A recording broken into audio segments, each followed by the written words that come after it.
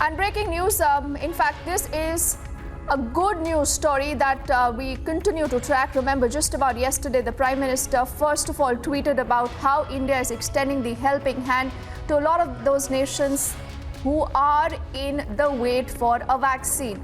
The External Affairs Minister S. Jaishankar now has tweeted that Indian vaccines have already reached Maldives, and he says that this reflects our special friendship. Abhishek getting us more details on that. Abhishek, this is what the Prime Minister yesterday spoke about.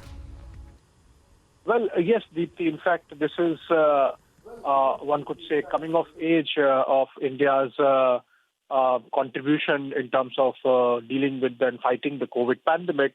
We began with hydroxychloroquine and paracetamol tablets sent to maybe over 100 countries around the world.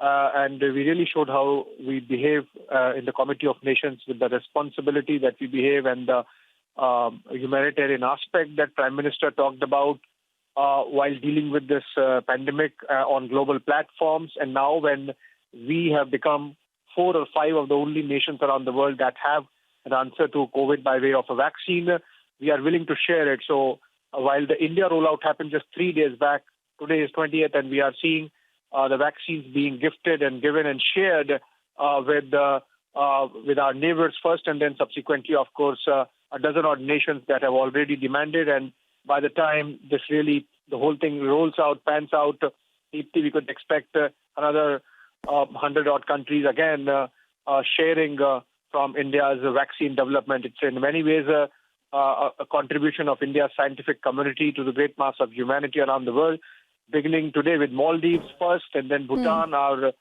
neighbors in the Arabian Sea and the Himalayas respectively, then subsequently, of course, Bangladesh and Afghanistan and Sri Lanka and Myanmar, and then, of course, other nations. So that in a way shows the operation is called Bharat Maitri and really shows the friendship and responsibility outreach of India that we have actually projected all through the pandemic beginning March the last year.